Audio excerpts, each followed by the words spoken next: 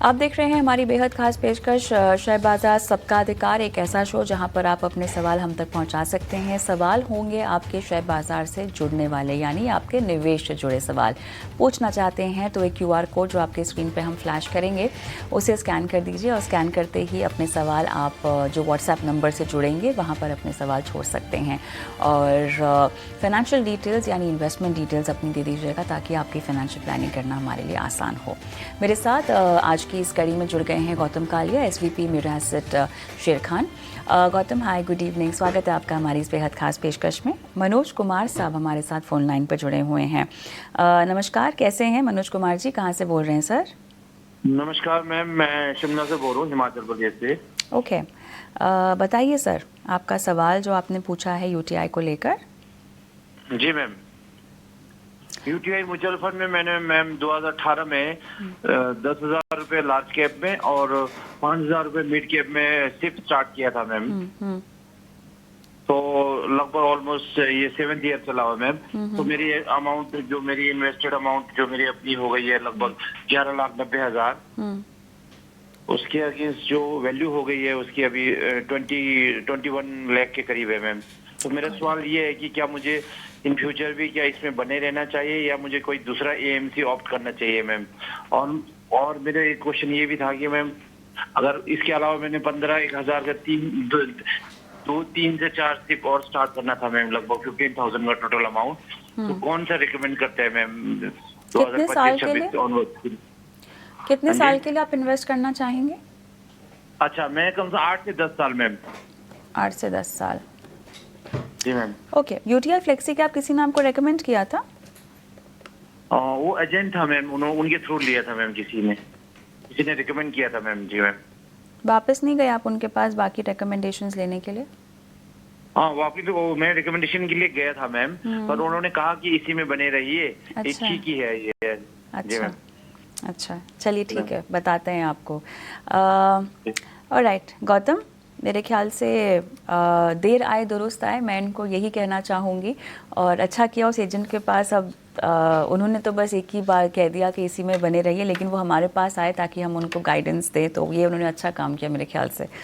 बताइए अब इनको कौन से फंड्स ऐड करने हैं, और दूसरा क्या आप निकलने की सलाह देंगे यूटीआई फ्लेक्सी कैप से? Because in terms of performance अपने पीयर्स के मुकाबले कुछ खास कर नहीं पाया। देखिए मार्केट तो खैर वैसा था ही जहाँ पे, क्योंकि अगर लार्ज कैप झुकाव है किसी भी फंड का तो आपको परफॉर्मेंस नहीं दिखाई देगी। हालांकि अब वो समय है जब आप फ्लेक्सी कैप में, large cap oriented flexi cap में शायद अगर बने रहना चाहते हैं तो रह सकते हैं, बट क्या किया जाए, निकल लें?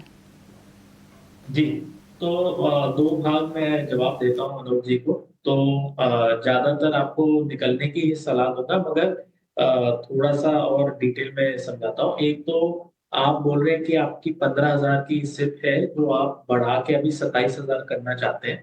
तो मैं आपको वो 27,000 का पोर्टफोलियो एक बार बता देता हूँ। तो आप जैसे यूटीआई मिड कैप में जिसमें आपका सिप चल जिसमें आपकी सिप चल रही है, वो यूटीआई मिड कैप में आप रखिए, मगर वो मतलब ये जो 5,000 है वो आप अभी शिफ्ट कर दीजिए कोटक इमर्जिंग इक्विटी फंड में।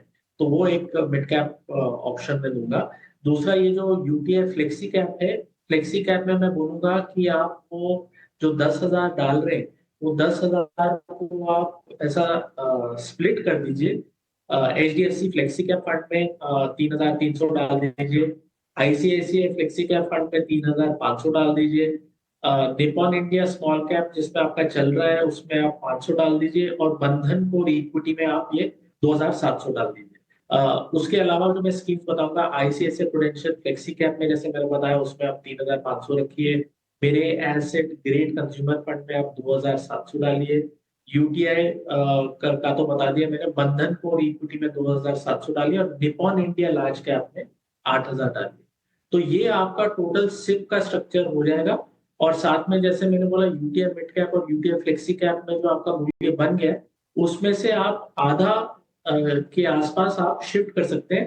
तो यूटीआई मिड कैप का आप कोटक इमर्जिंग इक्विटी फंड देखिए, और यूटीआई फ्लेक्सी कैप का आप थोड़ा स्प्लिट करके एचडीएफसी फ्लेक्सी कैप और आईसीआईसीआई फ्लेक्सी कैप में डाल सकते हैं। ऑलराइट, चलिए, तो ये आपको समझाया गया है और उसके अलावा जो नए फंड्स आपको ऐड करने की सलाह दी गई है उसमें स्मॉल कैप है बंधन का, large and mid cap Motilal Oswal का और लार्ज कैप निपॉन इंडिया का। मनोज कुमार जी, कोई सवाल और पूछना चाहते हैं? Ma'am thank you ma'am, thank you. All the best, all the best. चलिए, अब एक बेहद खास पेशकश, जैसे कि हम शुरुआत से ही आपको कह रहे हैं, या वो तमाम दर्शक जिन्होंने अभी अभी टीवी अपना शुरू किया हो तो बता दें कि आपका शो बनो अपना फाइनेंस मिनिस्टर आ रहा है जयपुर। जी हाँ, हम जयपुर के ललित होटल में हमारी ये खास पेशकश लेकर आ रहे हैं इस शनिवार यानी 22 फरवरी को सुबह 10 बजे।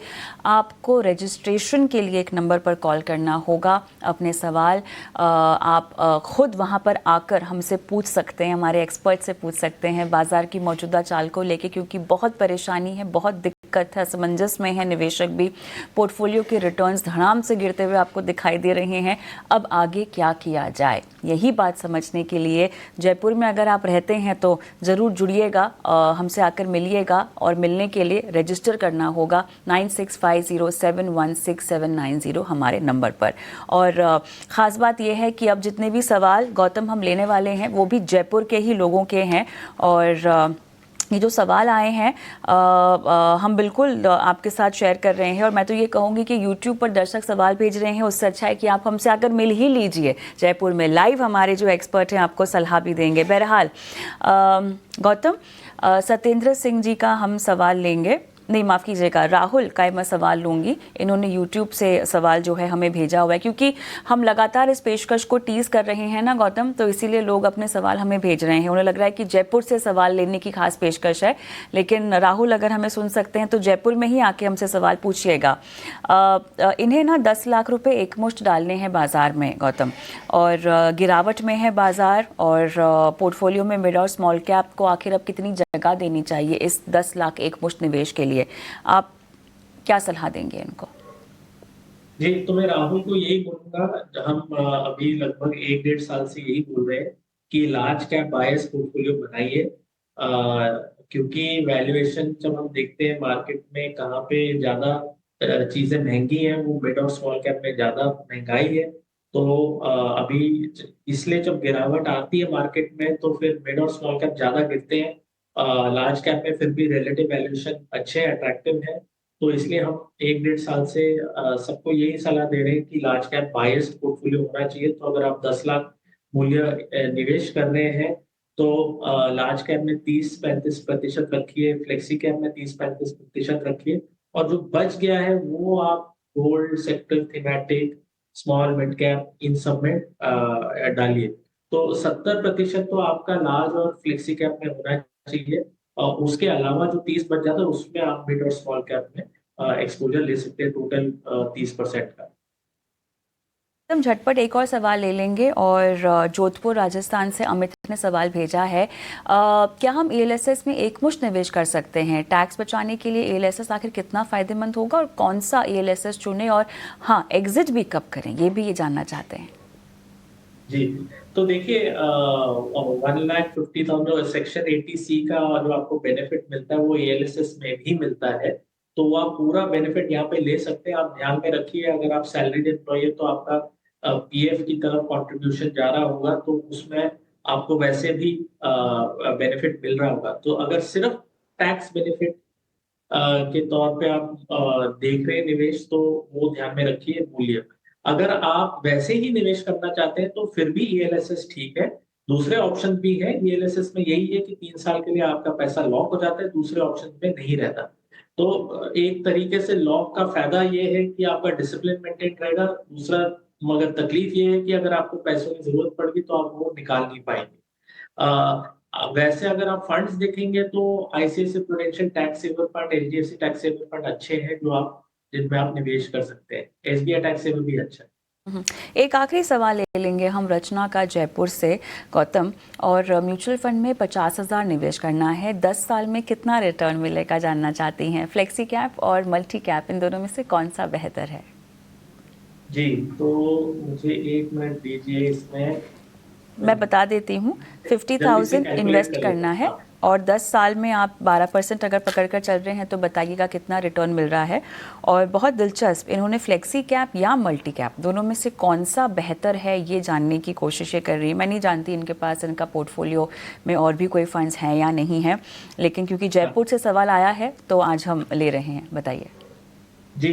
तो अगर ये 50,000 अभी डाल रही है, एक टाइम का अमाउंट, हाँ। मतलब सिप नहीं कर रही, और 12% के रेट पे हाँ 10 साल में इनका बन जाएगा नंबर पर, थोड़ा सा कम दिख रहा है मुझे। हाँ, इनका बन जाएगा 1.5 लाख, तो 3 गुना बन जाएगा इनका अगर सिर्फ 50,000 डालेंगे एक टाइम का। ये अच्छा, आप इनको क्या रेकमेंड करेंगे, फ्लेक्सी कैप या मल्टी कैप? तो अभी मैं अगर बोलूंगा तो पोर्टफोलियो में लार्ज कैप होना चाहिए 30-35%, 30-35% इनका फ्लेक्सी कैप में होना चाहिए, और स्मॉल और मिड कैप में 20 से 30% होना चाहिए जो बच जाता है। जयपुर के तो ये सवाल हो गए हैं, और एक बार फिर दर्शकों को बता दें, ऊपर हम फ्लैश भी कर रहे हैं कि रजिस्ट्रेशन करना होगा। जयपुर के जितने भी हमारे दर्शक हैं, बस अब सवाल छोड़ना अब बंद, सवाल देना अब बंद कर सकते हैं, क्योंकि आप हमें मिलिए आकर 22 फरवरी को। रजिस्ट्रेशन कीजिए फटाफट 9650716790 पर। 22 फरवरी को बनो अपना फाइनेंस मिनिस्टर जयपुर में। आगे बढ़ते हैं। गौतम, प्रकाश सोनी का मैं सवाल लूँगी, और 15 साल के लिए इन्हें इन्वेस्ट करना है।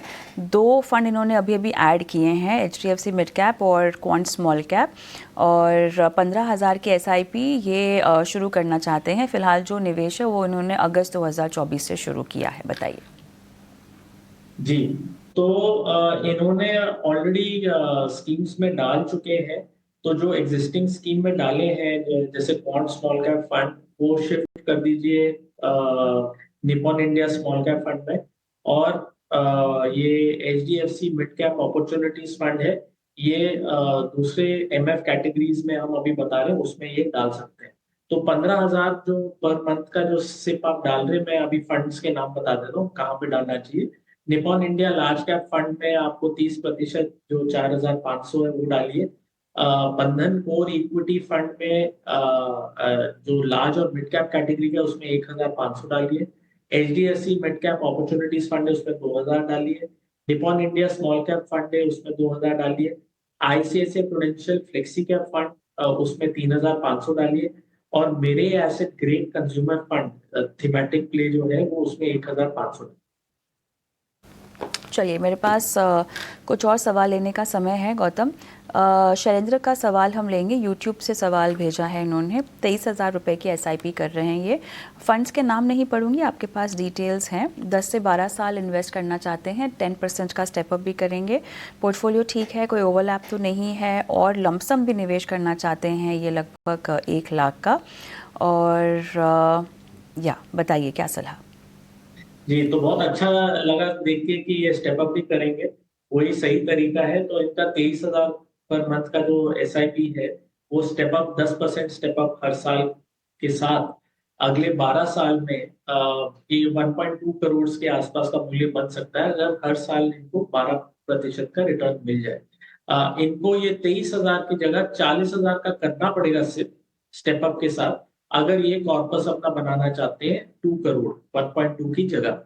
तो अभी मैं फंड्स के बारे में उनको बता देता हूँ। उनके फंड्स में थोड़े से ही बदलाव है, क्योंकि SBI कॉन्ट्रा फंड, बंधन small cap, Motilal Oswal large and mid cap, और निपॉन इंडिया ETF निफ्टी 100 जो है वो उनको जारी रखना चाहिए। JM फ्लेक्सी कैप में मैं ये कहूंगा कि ये उसमें से आप 1,000 रुपए शिफ्ट कर दीजिए कोटक इमर्जिंग इक्विटी फंड में। पराग पारिक फ्लेक्सी कैप में भी बोलूंगा थोड़ा कम करके 1,000 रुपए शिफ्ट कर दीजिए कोटक इमर्जिंग इक्विटी फंड में। और कोटक मल्टी कैप का जो है वो मैं बोलूंगा शिफ्ट कर दीजिए पूरा HDFC large cap fund.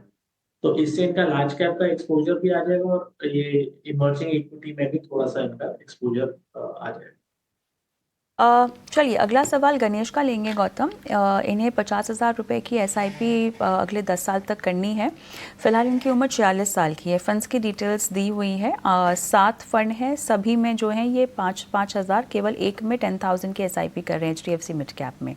2 crore इकट्ठा करने हैं। गणेश जी का सवाल है। जी, तो इनका मूल्य 2 करोड़ नहीं बनेगा, इनका 92 लाख बनेगा, क्योंकि इनका एग्जिस्टिंग सिर्फ 40,000 है। और अगर 12% का रेट हुआ, 12% का रिटर्न हुआ इनका हर साल, तो इनका कॉर्पस सिर्फ 92 लाख बन सकता है। इनको 60,000 का करना पड़ेगा स्टेप अप के साथ, 10% सालाना, फिर जाके इनका 2 करोड़ बन जाएगा 10 साल में। तो मैं यही बोलूंगा कि मैं आपको अभी स्कीम्स के बारे में बता देता हूँ, उसी के हिसाब से अगर आप बढ़ा सकते हैं तो बढ़ाइए गणेश जी। तो Motilal Oswal mid cap 150 index fund जो है, ये मिड कैप में आपका बहुत ज्यादा एलोकेशन है, तो मैं थोड़ा सा वहां पे कम कराऊंगा। यहाँ पे जो आपका 5,000 जा रहा है, उसको आप उसमें से 3,000 शिफ्ट कर दीजिए ICICI Prudential large and mid cap fund में। HDFC mid cap opportunities fund में जो आपका 10,000 जा रहा है, उसमें से आप 7,000 पर मंथ शिफ्ट कर दीजिए Nippon India large cap fund में। एसबीआई स्मॉल कैप फंड में जो आपका 5,000 जा रहा है, उसमें से 3,000 शिफ्ट कर दीजिए Nippon India large cap fund में। Bank of India small cap में जो 5,000 जा रहा है, उसमें 2,000 शिफ्ट कर दीजिए Nippon India large cap fund में। तो Nippon India large cap fund में आपका कुछ 12,000 ऐसे आ जाएगा। क्वांट फ्लेक्सी कैप फंड में तो मैं बोलूंगा शिफ्ट कर दीजिए एचएसबीसी फ्लेक्सी कैप फंड में। और पराग पारिक फ्लेक्सी कैप फंड और एसबीआई एनर्जी अपॉर्चुनिटीज फंड को आप जारी रखें। राइट, रणबीर का सवाल लेंगे। गौतम, बैंगलोर से सवाल इन्होंने भेजा हुआ है। एसआईपी कर रहे हैं 90,000 पर मंथ, टारगेट है 12 CR, time horizon 20 years. Funds काफ़ी सारे हैं और इन्हें अपनी वाइफ के लिए भी एक पोर्टफोलियो क्रिएट करना है। वो 30,000 रुपये पर मंथ इन्वेस्ट कर पाएंगी और investment horizon will be 25 years इनकी वाइफ के लिए। ये तो इनका काफी बड़ा सवाल है, तो मैं थोड़ा सा जल्दी ट्राई करता हूँ बोलने के लिए। इनका इन्वेस्टमेंट होराइजन भी लंबा है। तो इनका 3 पोर्टफोलियोज हैं, तो एक एक करके मैं पोर्टफोलियो पे जवाब देता हूँ। एक तो इनका 90,000 पर मंथ का जो सिप चल रहा है, वो इनका कॉर्पस कुछ 8.9 या 9 करोड़ के आसपास बनेगा। मगर अगर ये 5% से बढ़ा सकते हैं हर साल अगले 12 साल के लिए, तो इनका कॉर्पस 9 की जगह 12 करोड़ प्लस बन जाएगा 12% के रिटर्न के हिसाब से। तो ये इनका होराइजन यहाँ पे 20 साल है और इनका टारगेट 12 करोड़ का है। तो ये बन सकता है अगर ये सिप का मूल्य बढ़ा दे 5% से। Motilal Oswal mid cap fund में इनका 18,000 जा रहा है, जो मैं बोलूंगा 4,500 शिफ्ट करते हैं एचडीएफसी लार्ज कैप फंड में। बॉन्ड स्मॉल कैप में इनका जा रहा है 18,000, जिसमें मैं बोलूंगा 4,500 शिफ्ट कर दें आईसीआईसीआई प्रूडेंशियल म्यूचुअल। और जो बच गया है, जो मतलब 13,500 है, वो बंधन स्मॉल कैप में शिफ्ट कर दें। एसबीआई कॉन्ट्रा फंड में जो 18,000 जा रहा है, उसमें से 7,000 शिफ्ट कर दें आईसीआईसीआई प्रूडेंशियल म्यूचुअल में। पराग पारिक में जो इनका 18,000 जा रहा है, मैं बोलूंगा इनका 7,000 शिफ्ट कर दें एचडीएफसी लार्ज कैप फंड में। कोटक मल्टी कैप में जो 18,000 जा रहा है, इसमें से 8,500 में बोलूंगा आईसीआईसीआई प्रूडेंशियल म्यूचुअल फंड में शिफ्ट कर दें। तो इसी से मैं इनका ब्लू चिप लार्ज कैप का एक्सपोजर बढ़ा रहा हूँ, क्योंकि इस पोर्टफोलियो में बहुत कम एक्सपोजर है लार्ज कैप। फिर मैं आऊंगा दूसरे पोर्टफोलियो के बारे में। यहाँ पे इनका 54,000 चल रहा है महीने का, 10 साल का होराइजन है, और ये टारगेट इनका 3 करोड़ है। यहाँ पे आपको 94,000 का सिप लगेगा अपना टारगेट अचीव करने के लिए, अलॉन्ग विथ स्टेप अप 10% का। फिर जाके आपका वो बन सकता है। तो लार्ज कैप में कंटिन्यू रखें। आईसीआईसीआई मल्टी एसेट फंड में 18,000 में से मैं बोलूंगा शिफ्ट कर दे 9,000 ICICI prudential flexi cap scheme में। एचडीएफसी बैलेंस एडवांटेज फंड में मैं बोलूंगा कि वहां पे जो 18,000 जा रहा है, वो 10,000 शिफ्ट कर दे बंधन कोर इक्विटी फंड।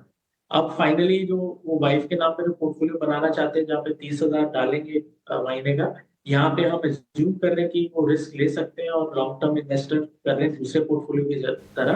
तो यहाँ पे मैं बोलूंगा 30,000 में Nippon India large cap fund में 9,000 डालें, ICICI Prudential large and mid cap fund में 4,500, कोटक इमर्जिंग इक्विटी फंड में 7,500 और एचएसबीसी फ्लेक्सी कैप फंड में 9,000। तो इससे उनका तीसरा पोर्टफोलियो भी रेकमेंड ऑलराइट, चलिए, काफ़ी विस्तार से आपने जवाब दिया है। उम्मीद करते हैं कि रणबीर ये सब पोर्टफोलियो में चेंजेस को इम्प्लीमेंट करे। बहुत बहुत धन्यवाद आपका गौतम, आपने समय निकाला, दर्शकों के पोर्टफोलियो की प्लानिंग की। जाते जाते एक बार फिर बता दें दर्शकों को कि 22 फरवरी को बन अपना फाइनेंस मिनिस्टर जयपुर आ रहा है, जहां पर आप हमसे लाइव मिल सकते हैं, हमारे एक्सपर्ट से बाजार और निवेश से जुड़े सवाल पूछ सकते हैं। रजिस्टर करना होगा केवल आपको 9650716790 इस नंबर पर रजिस्टर करें और मिलिए बनो अपना फाइनेंस मिनिस्टर से 22 फरवरी को जयपुर में। नमस्कार।